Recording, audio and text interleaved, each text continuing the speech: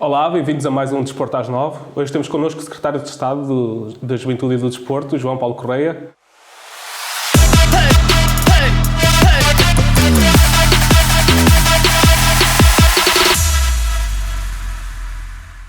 Bom dia, sou o Secretário de Estado, é um prazer ter aceitado o nosso convite e começo logo, fez agora um ano de mandato. Que balanço é que faz até o momento deste ano de mandato na tutela do Desporto Nacional?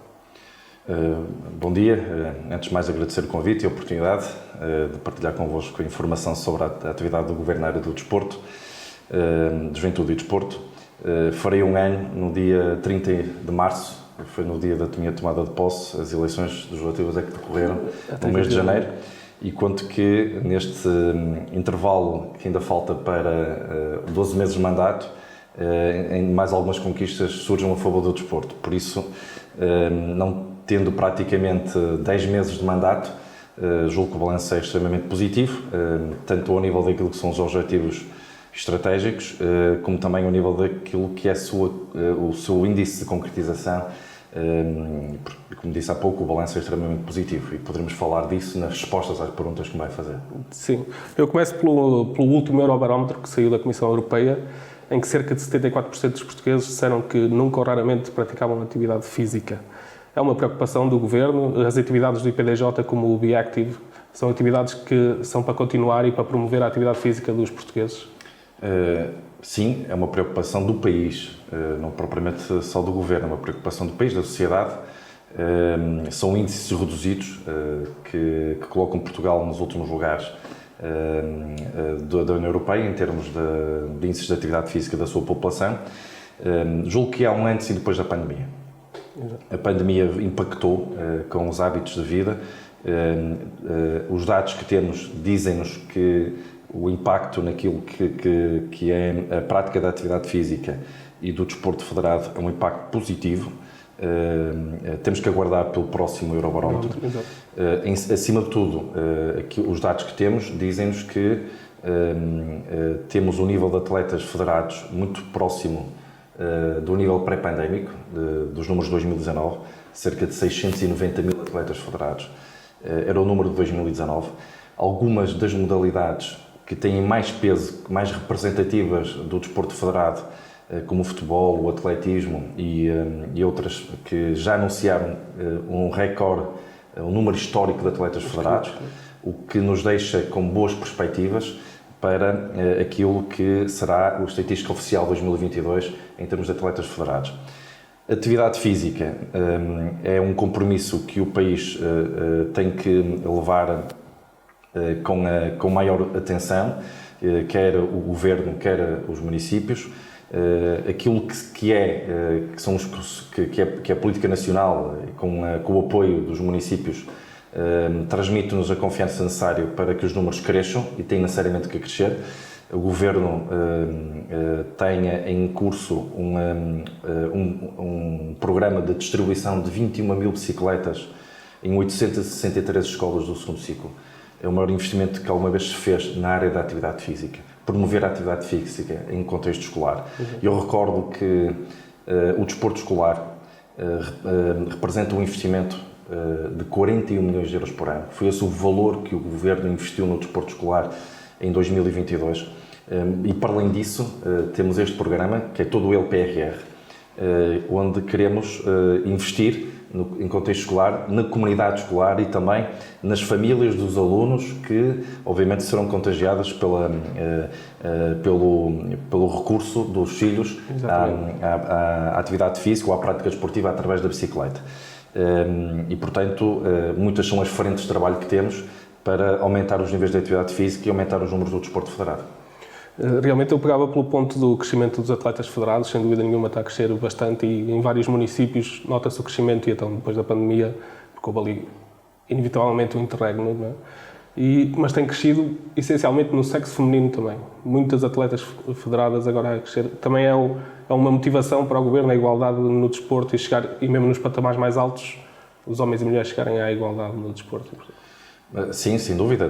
Na semana passada, há menos de uma semana, o Grupo de Trabalho para a Igualdade de Género no Desporto foi o primeiro grupo de trabalho que algum governo constituiu dedicado à igualdade de género no desporto e, portanto, sendo o primeiro grupo de trabalho constituído, apresentou as primeiras recomendações que, no entender do grupo de trabalho, são essenciais para que o desporto português caminhe para a igualdade de género, ou seja, combata as desigualdades que hoje persistem no desporto português, para que em 2030 possamos estar na média europeia.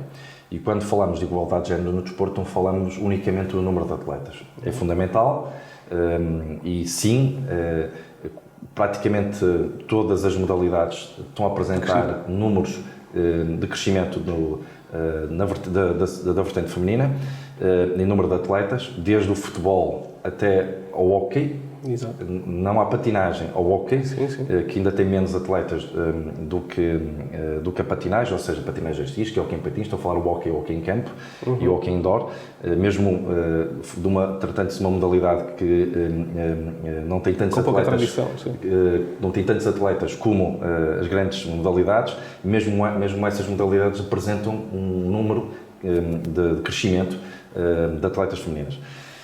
Isso diz bem que houve aqui um impacto positivo da pandemia, porque estes não eram os números, não era uma tendência pré-pandémica e passou a ser uma tendência do ano 2022, com a reabertura e com o impacto dos hábitos e acima de tudo, das tendências que se foram construindo durante o período mais doloroso da pandemia. O que significa que a igualdade de género no desporto é uma prioridade estratégica do Governo. O Governo comprometeu-se junto da União Europeia, do Conselho dos Ministros do Desporto da União Europeia e junto do Conselho da Europa, a apresentar medidas concretas para a igualdade de género no desporto. Como disse há pouco, há menos de uma semana fizemos, precisamente aqui no Porto, e já estamos a preparar as primeiras medidas para serem implementadas a partir do último trimestre deste ano, para que de facto Portugal caminhe rapidamente para o crescimento da representação feminina no desporto, mas não só, e também combater algumas desigualdades que são mais do que representação feminina no desporto, mas não só no número de atletas. É importante que isso se faça também nos lugares de poder do desporto. E quais são os lugares de poder do desporto? É nas lideranças das organizações esportivas, público ou privadas, é na percentagem de treinadores, que também ainda é muito reduzida, na percentagem de árbitras e de juízes. Portanto, há aqui um caminho muito longo pela frente, onde a barreira cultural ainda se agiganta e basta que cada um de nós faça uma pergunta a si próprio: quando é que o nosso clube de preferência um dia será liderado por uma mulher? E quando respondermos a essa pergunta que fazemos a nós próprios, iremos ver ainda o tempo que temos pela frente e as dificuldades que ainda temos que ultrapassar para chegar a esse momento. Eu quero recordar que países onde o futebol tem uma implantação histórica, como o Brasil, os campeões do Brasil dos últimos anos, pelo menos 2 grandes clubes são presididos, liderados por mulheres. E não é por causa disso que são campeões nacionais, campeões da América do Sul, e portanto, estar a mais alto nível no futebol mundial. Mas isso, depois olhando para as outras modalidades, também vamos vendo casos de sucesso fora de portas. E este é, de facto, um grande objetivo.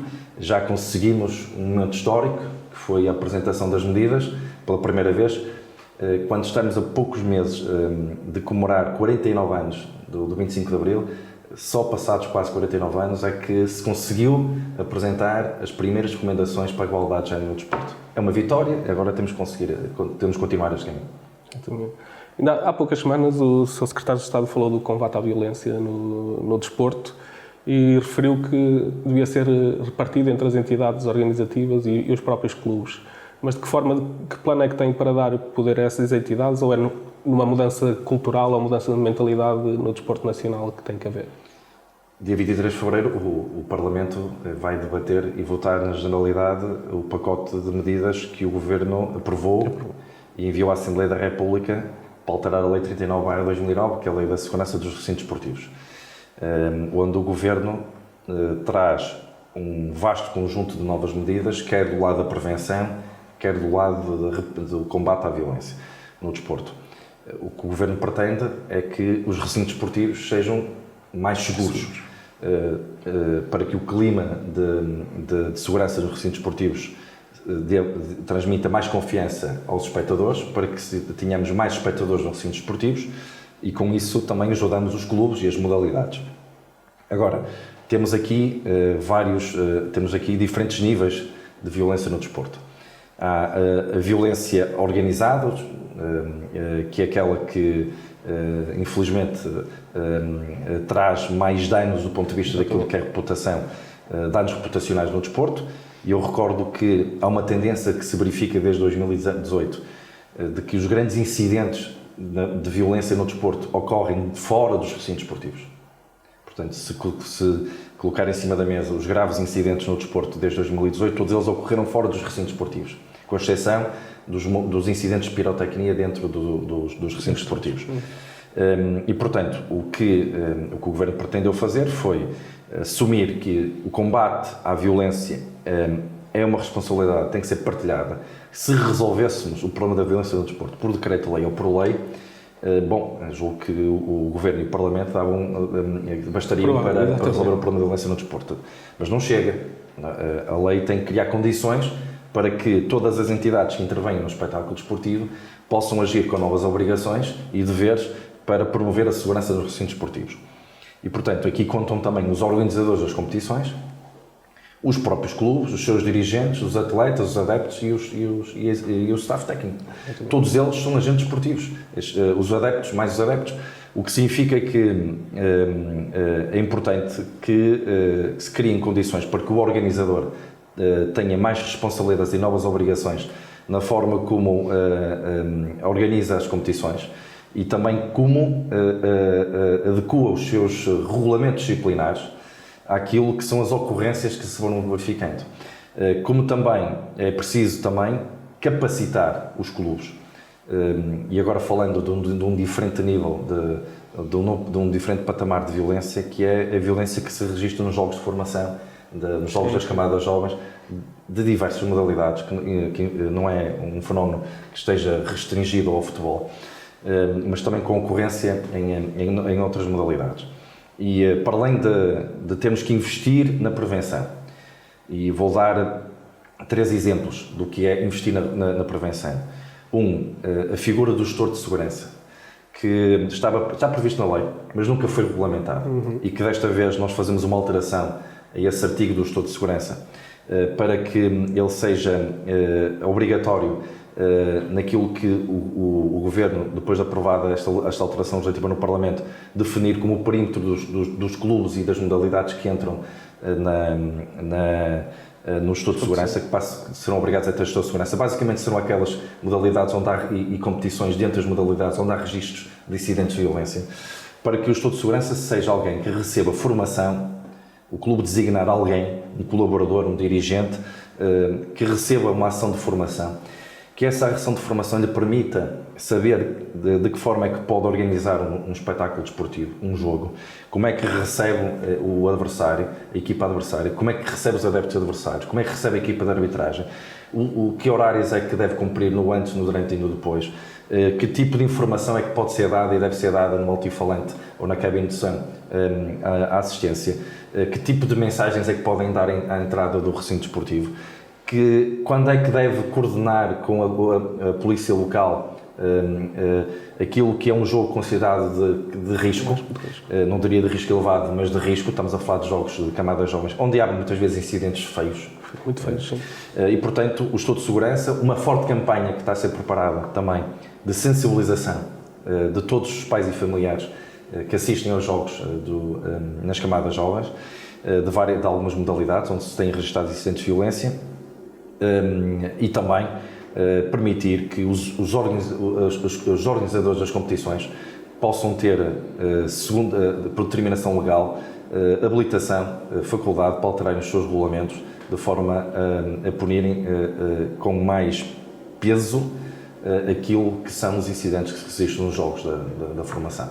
Essas são três exemplos da prevenção. Do lado do combate à violência, passará a ser crime, se esta proposta de lei for aprovada no Parlamento, o apoio legal aos grupos organizados adeptos,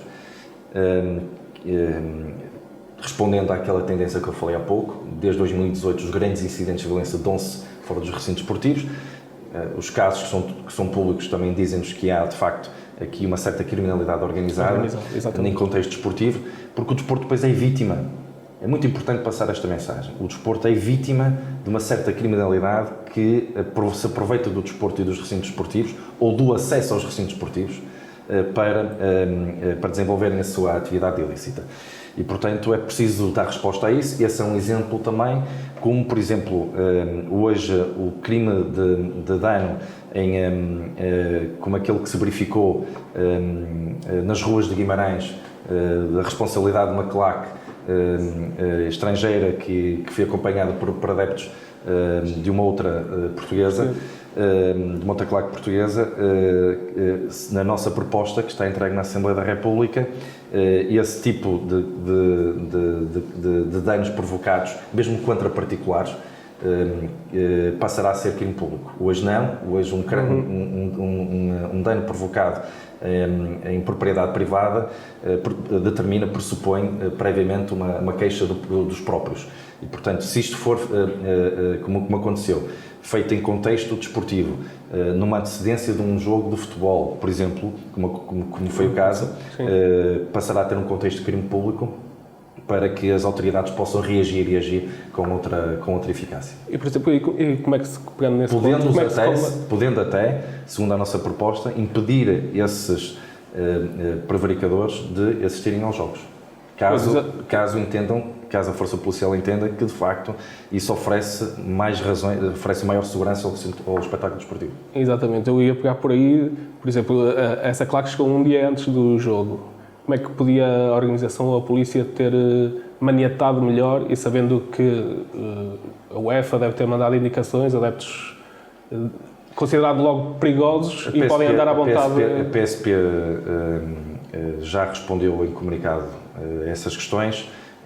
Isso é uma matéria mais do foro da administração interna do que propriamente do desporto. Sim. Aquilo que quisemos, e acho que e foi muito bem acolhido, é punir, criar condições legais para que as autoridades policiais e judiciais possam agir com maior eficácia e combatam este fenómeno que é um flagelo para o desporto. Exatamente.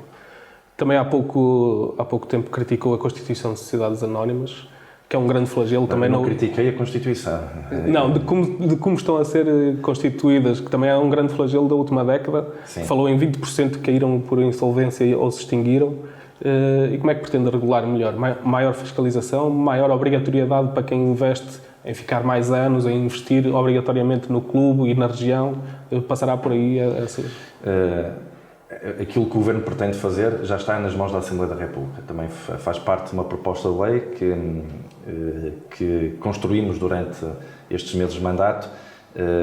Aprovámos em Conselho de Ministros, o Governo aprovou em Conselho de Ministros, enviou para a Assembleia da República. Qual é o retrato das sociedades esportivas em Portugal? Elas existem desde 97.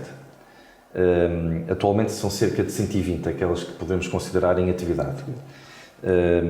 Desde 97 até hoje, mais de 20% das sociedades esportivas criadas em Portugal caíram em situação de insolvência ou de extinção. E todas elas foram sociedades anónimas. A lei atualmente confere duas formas societárias: sociedades anónimas esportivas ou sociedades esportivas unipessoais por cotas, chamadas SEDUCs, onde o clube é o único associado da sociedade esportiva. Não há uma terceira forma de constituir uma sociedade esportiva. O que o Governo pretendeu, muito rapidamente, foi, em primeiro lugar, equilibrar o poder entre o clube fundador e o acionista maioritário. Consideramos que esta desigualdade na relação de poder entre o clube fundador e o acionista maioritário, quando não é o próprio clube fundador, estamos a falar de sociedades anónimas, tem provocado uma divergência interna entre a sociedade esportiva e o próprio clube e os seus associados, e muitas vezes o que aconteceu foi que a extinção ou a insolvência dessas sociedades esportivas arrastaram os respectivos clubes fundadores para uma situação também de quase cessação da atividade. E são muitos os exemplos que temos que nos entristeceram e entristecem aqueles que gostam do desporto e amam o desporto. Até porque a nossa base desportiva é uma base associativa. Exatamente. Há mais de 100 anos que se criam associações esportivas em Portugal e se fundem até grandes clubes que o país tem hoje, nasceram de fusões, resultaram de fusões entre outras associações esportivas. Portanto, equilibrar o poder entre o clube fundador e o acionista maioritário, quando ele não é o clube fundador. Segundo grande objetivo, tornar este setor, que é chamado de indústria do desporto. Sim.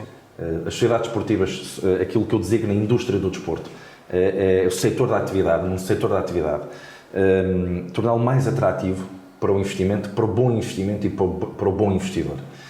Um terceiro objetivo é criar um regime sancionatório que não existe na lei. A lei atual tem um conjunto de regras onde estabelece algumas proibições e impedimentos, mas não define qual é a sanção aplicada aos clubes e aos seus responsáveis em caso de incumprimento das regras que estão estabelecidas no regime jurídico. Um quarto objetivo, que é criar uma entidade fiscalizadora que fiscalize, que receba denúncias anónimas, que investigue, para que o setor seja, de facto, devidamente regulado. Esses são 4 grandes objetivos. A alteração legislativa é uma autêntica reforma, traz mais de 50 novas medidas. Mas, muito rapidamente, primeiro, para ser acionista qualificado, administrador ou gerente de uma sociedade desportiva, será obrigatório provar a idoneidade. Um conjunto de regras mínimas para que os sócios dos clubes saibam que o novo acionista maioritário, que o novo administrador, que o novo gerente é alguém que tem condições mínimas de idoneidade. O segundo grande objetivo foi alargar os impedimentos, ou seja, afastar ao máximo os conflitos de interesses. Para que, por exemplo, quem esteja ligado a uma casa de apostas esportivas, quem represente treinadores e jogadores, não seja ao mesmo tempo um administrador ou um gerente ou um acionista de uma sociedade desportiva. Um terceiro ângulo, onde também a nova legislação investe bastante, é mais deveres de transparência. Ou seja, os deveres de transparência vão desde tornar público para que os associados e os apoiantes do clube, da sociedade esportiva, clube/sociedade esportiva, saibam quem é o beneficiário efetivo da participação social, ou seja, quem é que é o verdadeiro acionista ou dono da sociedade esportiva, como também saber quem estão todos os restantes influenciadores da composição acionista e da administração do próprio clube. E depois investir também na publicidade dos atos de gestão. É fundamental que todas as decisões tomadas no nível da gestão do clube sejam transparentes, sejam públicas. Esta nova legislação tem uma marca de água muito forte, que é a transparência. Tornar público e mais informação significa transparência. Isso também cria um elo de confiança, um elo de credibilidade entre a indústria do desporto e os seus adeptos e os seus clientes, e os associados dos próprios clubes fundadores. E, portanto, esta marca de água é fundamental. Haverá uma terceira forma societária entre a sociedade anónima e a sociedade unipessoal por cotas, que é uma sociedade comercial. Ao abrigo do Código Comercial. Porque quando vemos clubes que até estão no distrital, em competições distritais, ou até no patamar nacional mais reduzido, a criarem sociedades anónimas, obviamente que estão a arriscar imenso o futuro do próprio clube fundador. E tudo porquê? Querendo aproveitar a oportunidade de ter um parceiro privado, como a sociedade unipessoal por cotas não permite, tem que criar uma sociedade anónima. Bom, ao permitirmos uma terceira forma societária, que é a sociedade comercial, os clubes podem constituir uma sociedade comercial com um ou mais parceiros privados, não evoluindo logo de imediato para uma sociedade anónima. Como, por exemplo, também propomos que as Assembleias Gerais dos clubes, isto é, uma medida inspirada na legislação inglesa, possam eleger um associado que tenha assento na administração da sociedade esportiva sem direito a voto, mas com o direito de participar em todas as reuniões, para tornar ainda o elo de ligação com os associados e este canal de transparência um canal mais fluido e com isso gerar mais confiança. Isso, tudo o que acabei de dizer, significa tornar o setor mais atrativo para o bom investimento e para o bom investidor.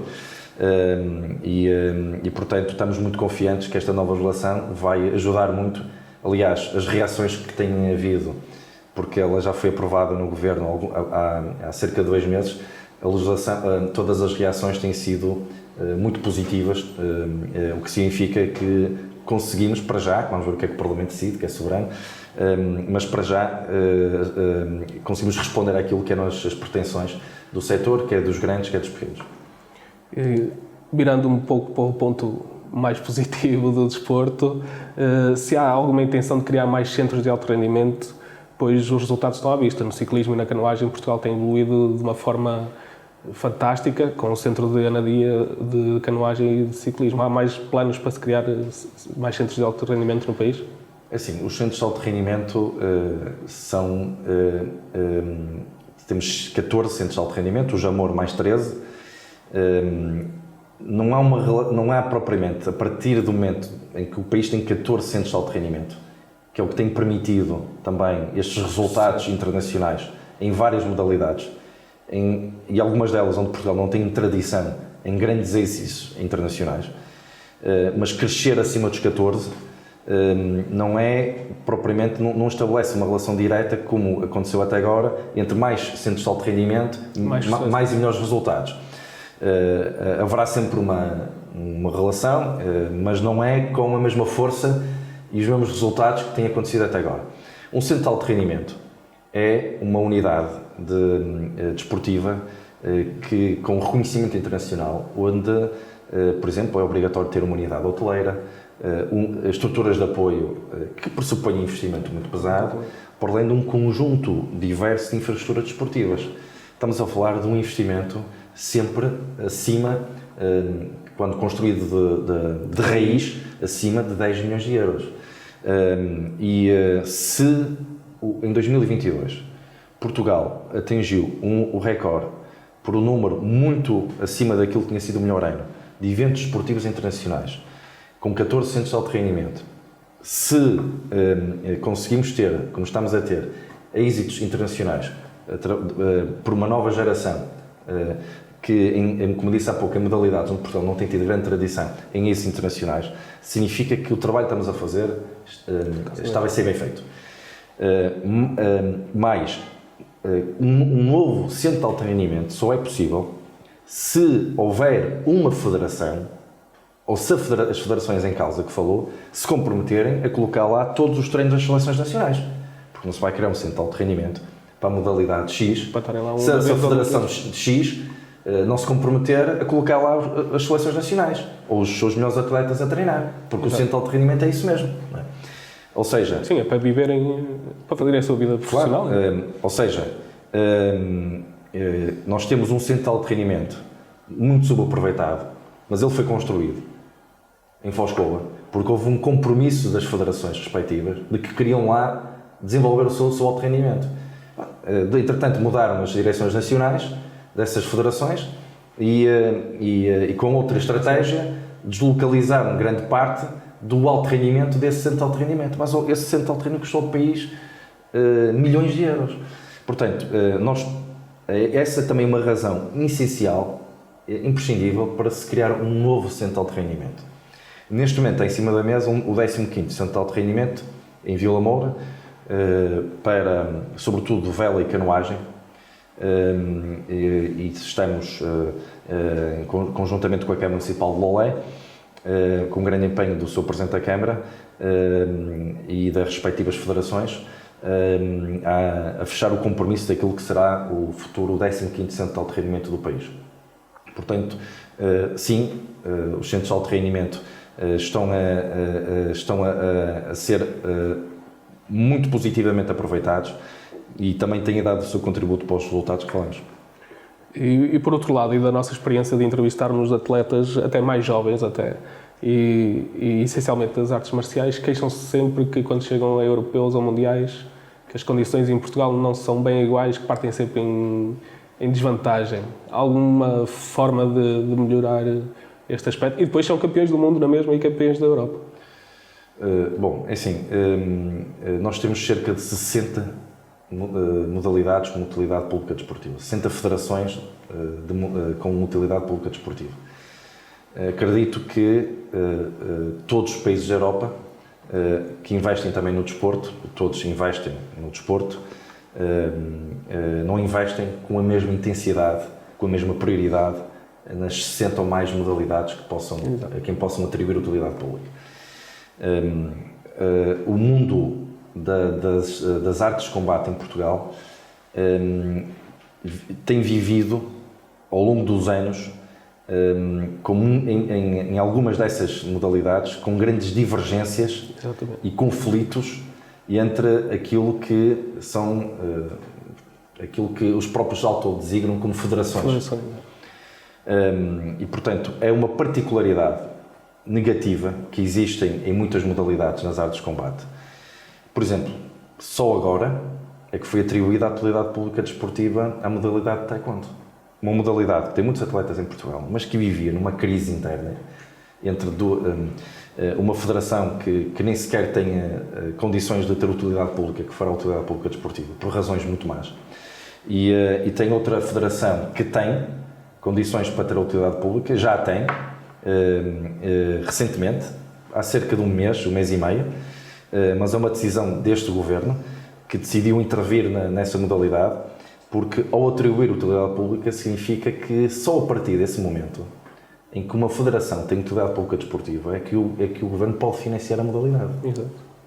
Até lá tem pedido, ou seja, significa que essa federação, essa modalidade não reúne as condições mínimas de rigor, de democracia interna, etc., de transparência, para poder receber apoio do Estado.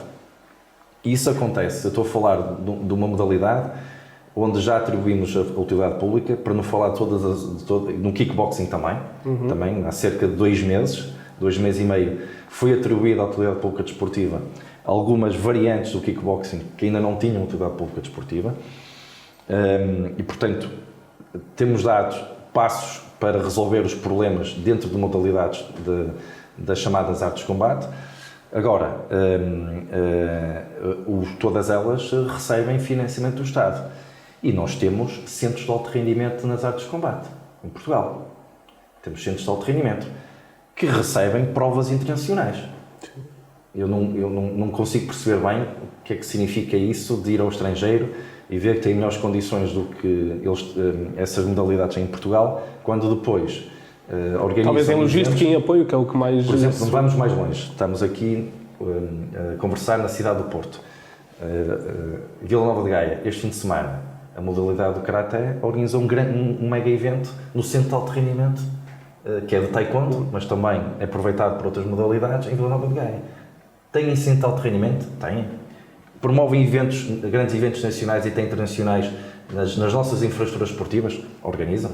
Se nós batemos o recorde do número de eventos esportivos internacionais em Portugal em 2022, foram 420, é porque o mundo reconhece que Portugal tem excelentes infraestruturas desportivas, tem talento organizativo, tem excelentes dirigentes federativos e tem um grande apoio do governo dos municípios. Já não vinham para Portugal.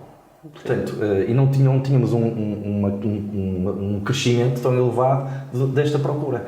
Esta procura de 420 eventos esportivos internacionais significa reconhecimento internacional.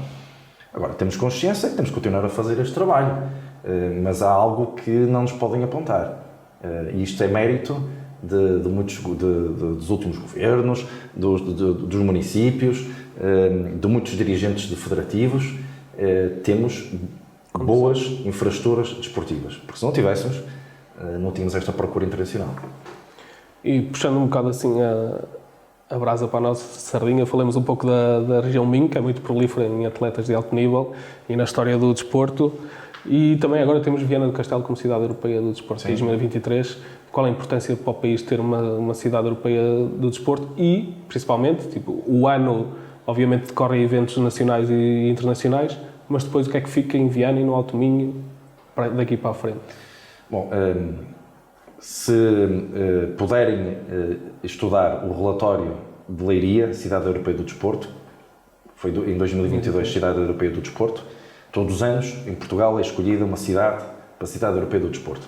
É escolhida perante as candidaturas que surgem, que é uma decisão da Associação das Cidades Europeias do Desporto.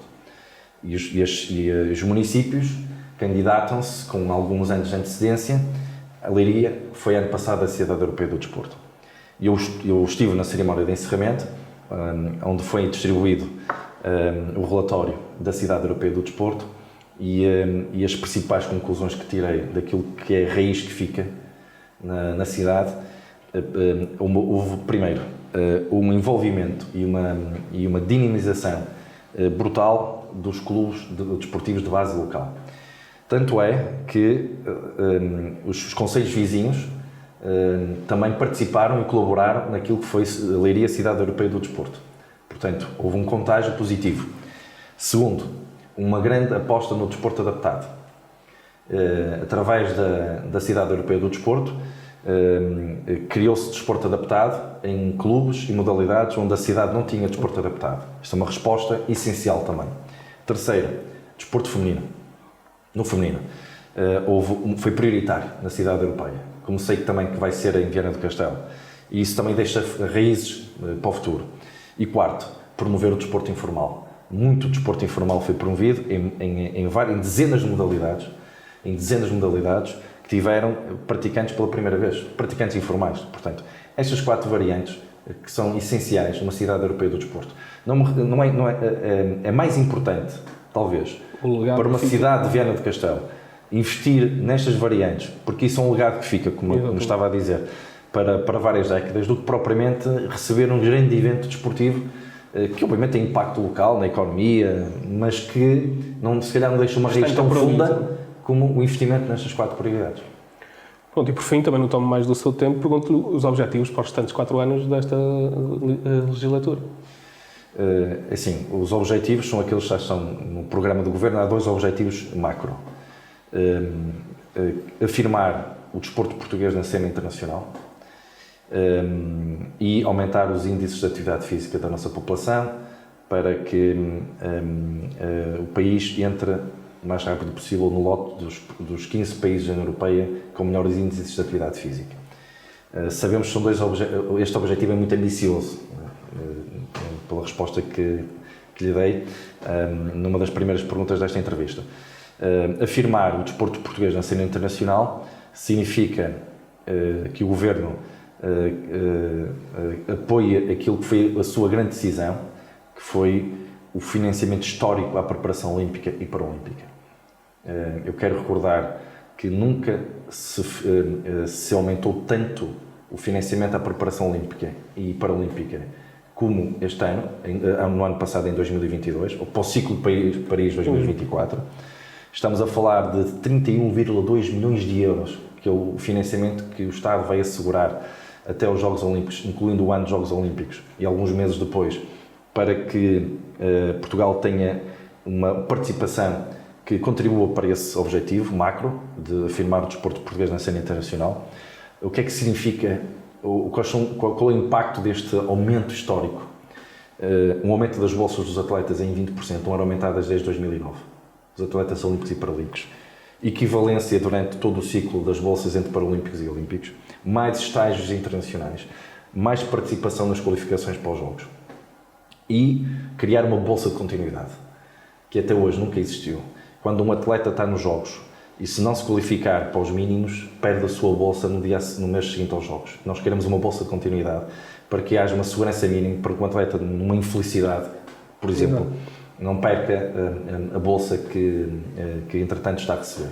Porque todos os atletas que entram no projeto paralímpico e no projeto olímpico passam a receber uma bolsa paga pelos comitês, mas financiada 100% pelo Governo. E, portanto, esse é um lado. Aumentar as unidades de apoio ao alto rendimento na escola. Se há programa que tem sido decisivo para os resultados que jovens esportistas portugueses estão a ter em muitas modalidades, são as unidades de apoio ao alto rendimento na escola. Só no distrito de Braga temos 4. 2 em Guimarães, uma em Braga e uma agora, que abriu recentemente, há muito pouco tempo, em Famalicão. Só no distrito de Braga temos 194 atletas de alto rendimento, seleções jovens, que frequentam o ensino entre o 5º e o 12º ano de escolaridade. Estamos a falar de 46 clubes do distrito de Braga, que têm os seus atletas de alto rendimento nessas unidades, que representam de 27 modalidades. O que é que significa? Que esses jovens não têm que faltar aos testes nem às aulas para participar em provas internacionais ou estágios nacionais, porque são compensados, porque essas unidades funcionam num acordo com o agrupamento escolar, a família, o atleta. A taxa de sucesso académico deste programa é de superior a 90%. No Distrito de Braga, nessas 4 unidades, é 92%. Ou seja, é bom para o atleta, consegue ser um atleta de alto rendimento esportivo e ter um sucesso académico, é bom para a família, porque sabe que o seu filho ou a sua filha não são prejudicados do ponto de vista desportivo, porque estão numa unidade em que é possível conciliar, fazer a chamada carreira dual. E pergunta-me assim, e no país, Sr. Secretário, quantas unidades temos? Temos 23, 1000 atletas jovens que frequentam do quinto ao 12º ano de escolaridade, que representam 46 modalidades. E tem, por isso, e essa é uma das grandes razões, não tenho dúvidas, para que estes resultados desta jovem geração estejam a aparecer assim a mais alto nível. São também as unidades de apoio ao alto rendimento na escola. Portanto, e agora, um outro grande objetivo que temos também no alto rendimento, há 2 grandes objetivos, aliás, no alto rendimento. Um é criar um estatuto pós-carreira para o atleta de alto rendimento. Um atleta de alto rendimento pode estar até aos 30, 35 anos e depois ingressa no mercado de trabalho nessa idade. Não é a mesma coisa que ingressar aos 22 ou aos 25. E, portanto, tem que ter medidas de apoio. Estamos prestes a aprovar no Governo o primeiro estatuto de apoio ao alto rendimento. O atleta de alto rendimento no ingresso no mercado, na transição, no pós-carreira. Uma outra grande medida, também está por poucos meses, é o primeiro programa de saúde mental para o alto rendimento e para o pós-carreira. Ainda este fim de semana, um jornal nacional entrevistou uma jovem que aos 19 anos enfrentou um problema de saúde mental que fez colapsar a sua carreira académica e a sua carreira desportiva. É uma dimensão que ficou ainda mais exposta com a pandemia. E, portanto, a lidar com o êxito, com o insucesso e esse também é outro... E com o fim da carreira. Não é nada fácil. Claro, claro. E, portanto, o Estatuto Pós-Carreira e o Programa de Saúde Mental no alto rendimento e no pós-carreira são 2 objetivos, somando-se àquilo que eu falei das unidades de apoio ao alto rendimento e na preparação olímpica e preparação paralímpica, naquilo que é a afirmação e os centros de alto rendimento e mais centros de alto rendimento, como eu falei. E depois dar resposta àquilo que ainda não falamos, que é lutar pela verdade desportiva. Quando tomamos posse, o nosso laboratório de análise de dopagem não tinha certificação internacional. Tinha perdido a certificação internacional em 2018.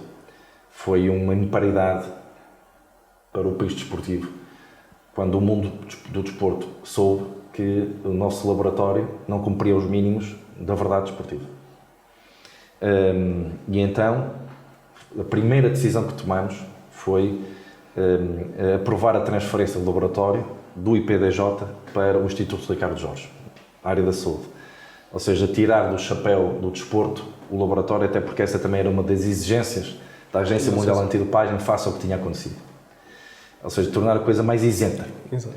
E assim fizemos. Foi uma das primeiras decisões deste governo. Em setembro do ano passado, a Agência Mundial Antidopagem certificou de novo o laboratório. Com isso, e reforçamos, ao mesmo tempo, em 60% o orçamento da Autoridade Antidopagem e terminamos aquilo que é a política antidopagem em Portugal. Ter uma autoridade que possa exercer a sua missão sem limitações, com grandes constrangimentos, e ter um laboratório nacional certificado onde possa fazer as análises mais rapidamente e a custos muito inferiores.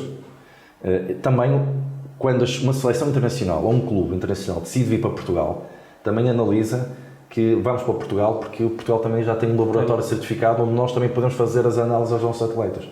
Portanto, isto foi um grande contributo para a verdade desportiva e, somando a isto, temos também, para os próximos tempos, a criação da plataforma de combate à manipulação das competições desportivas, que será o maior avanço de sempre no combate à corrupção desportiva.